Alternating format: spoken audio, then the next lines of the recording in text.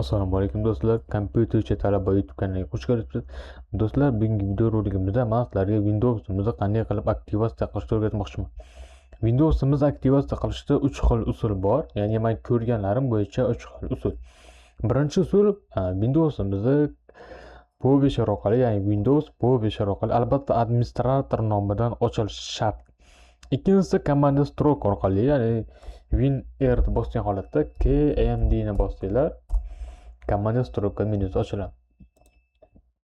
Uchinchisi programma orqali. Hozirgi men sizlarga ko'rsatmoqchi bo'lgan programma bu usul programma orqali bo'ladi. Ya'ni mana shu programma. Bu programmani men Telegram kanalimga joylab qo'yaman. Telegram kanalim esa mana bu bo'ladi. Kompyuterchi talaba TM. Ya'ni qidirib yozasizlar kompyuterchi talaba. Xo'p do'stlar, o'zi sizlarga qisqacha ma'lumot berib o'tsam, Windows aktivatsiya o'zi nima? Windows aktivatsiya bu listenziya hisoblanadi. Bu narsa qanday aniqlasanglar bo'ladi? Birinchi o'rinda ko'rsanglar bo'ladigan narsa bu o'ng knopkani o'ng tarafimizda burchakda bo'ladigan narsa. Yozuv chiqib qoladi. Undan tashqari bizga minus tomonlari bor. Minus tomonlaridan bittasi shuki, sistema bo'limiga o'tganingizdan keyin zvuk bo'limi bor. Mana shu zvukni siz o'zingizni qo'lingizda sozlay olmaysiz. Undan tashqari mana bu personalizatsiya bo'limiga o'tamiz. Buni rasmlar qo'ya olmaysiz, svetaga rang tanlay olmaysiz va tema qo'ya olmaysiz. Men misol uchun bosyapman, lekin bo'lmaydi. Va eng asosiysi, biz ekran qulfimizga rasm qo'ya olmaymiz. Agar biz Windows aktivatsiyani qilsak, ya'ni ochsak, ekranimizga rasm qo'ya olamiz. Mana buni ko'rishingiz mumkin. Xo'p, birinchi o'rinda qilishimiz kerak bo'lgan narsa, biz Windows antivirusini o'chirishimiz kerak. Windows'imizni o'zini описание bo'lgan antivirusini o'chirishimiz kerak. Hech qanaqa programma yoki o'rnatilgan защита programmalar emas.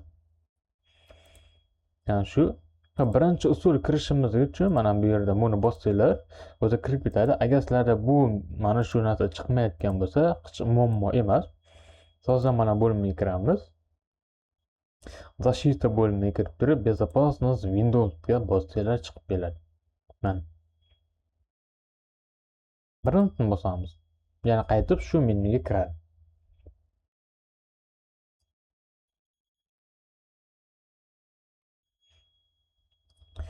Xo'p, bizga kerakli bo'lgan bo'lim bu ikkinchi bo'lim hisoblanadi. Mana shuni hammasini o'chirishimiz kerak. Buni va buni. Mana shu hammasini o'chirishimiz kerak. Xo'p, xabarnoma keldi, yaxshi. Bu chiqib ketib qolmaydi, turaveradi. Buni o'chirib olsak bo'laveradi. Xo'p, programmani biz RAR formatdan chiqarishimiz kerak, ya'ni izimga chiqarishimiz kerak. Xo'p, akt 64 bu mana shuni ko'ramiz, ya'ni sizlarga ko'rsatib o'tibman. Sistema bo'limiga kiramiz. U sistema bo'limiga kirganimizda bizda 64 faqat 64lar uchun, ya'ni tip sistema 64 mana bu 64 razdel bor. Agar sizlardagi 32 bo'lsa, aktni o'zini o'rnatasizlar xolos. Ya'ni o'zi moslashib ketaveradi.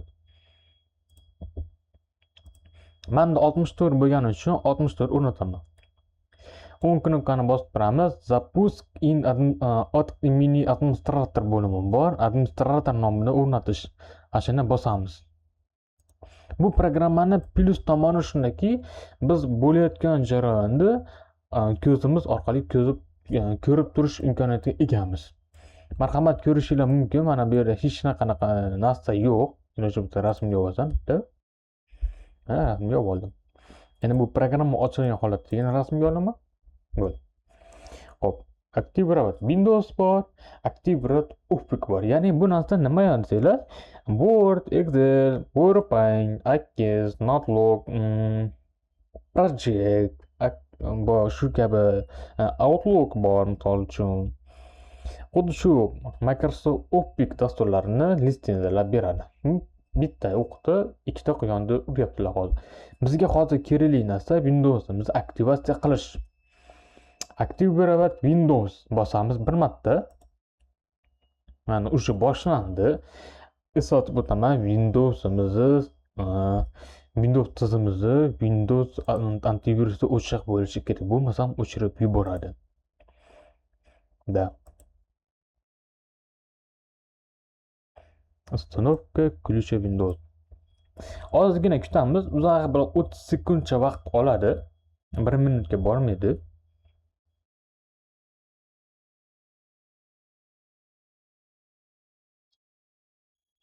Mana bu yerga qarab turinglar. Bu yozuv o'chadi.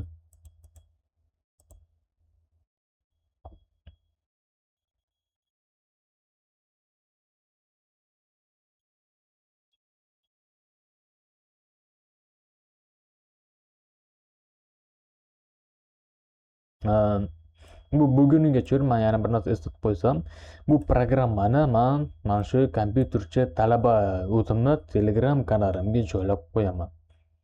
Obuna bo'lib qolsalaringiz yaxshi bo'ladi.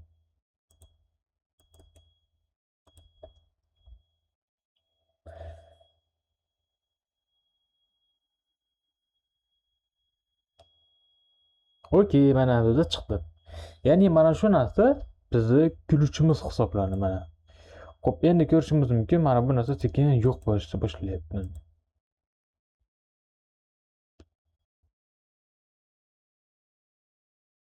Okey, mana bizni ko'rishimiz mumkin, bizni Windows'imiz aktivatsiya bo'ldi mana. O'chirib qo'yamiz, ha. Qator o'chirib qo'ysak. Xo'p, bu Windows aktivatsiya bo'ldi. Yana nima deydi? Ko'rishingiz mumkin, mana bu narsa bor-ku. Mana shu narsa Windows'imizning kuluvchi hisoblanadi. Bu programma bo'ldi. Men ishim tugadi, chiqib ketaveraman. Buni qanday ko'rsam bo'ladi? Birinchi o'rinda mana shu yerda yozuv yo'qoladi. Ikkinchi o'rinda sozlamalar bo'limiga kirsak, mana bu yerda ham yozuv yo'qoladi. Xo'p, buni rasmiyroq ko'rmoqchi bo'lsangiz, ya'ni ishonchliroq 100% bo'lmoqchi bo'lsangiz, sistema bo'limiga o'tasiz. Sal pastroq qo'ysangiz, aktivatsiya degan bo'limi bor. Bossam bu yerda yashil turadi. Agar sizga yashil bo'lmasa, qizil tursa, bu aktivatsiya bo'lmagan hisoblanadi. Haligi ko'rsatgan kuluvchim mana bu yerga yozishimiz mumkin bo'ladi. Xo'p, endi kiramiz bunga. Mana bu yerda ko'rishimiz mumkin, ham xohlagan rangimizni qo'ya olamiz. Masalan, xohlasam qizil qo'yaman, mana ko'rishim mumkin, o'zgardi mana. Xohlasam yashil qo'yishim mumkin, xohlasam ko'k qo'yaman, ya'ni o'zining rangini. Xohlasam, misol boshqa rang qo'yishimiz mumkin mana. Keyin misol uchun qizil mana shu rangni qo'yamiz. Готов. Mana. Hamma yo'q rangi o'zgardi. Mana bu yerda ekan, adashib ketibman. Xuddi shu. Sistema bo'limiga qaytamiz. Zvukni qaytsak, mana qo'limizda o'zgartira olamiz. Hammasi ochildi hisobda. Xo'p do'stlar, bugungi videomiz shulardan iborat edi. Izohlarda o'zingizning fikrlaringizni qoldirishingiz mumkin. Biz albatta o'qiymiz va qo'limizdan kelgancha javob berib chiqamiz. Kimda shunaqa muammo bo'layotgan bo'lsa, bemalol Telegram kanalimizga o'tib, mana bu yerda guruhimiz bor, mana kommentariy bo'limiga yozsanglar, biz yordam beramiz. Shaxsan o'zim yozaman, bemalol kirib obuna bo'lib qolishingiz mumkin. Sizlar bilan kompyuterchi talaba bo'lib, keyingi videolarda ko'rishguncha, xayr, salomat bo'ling.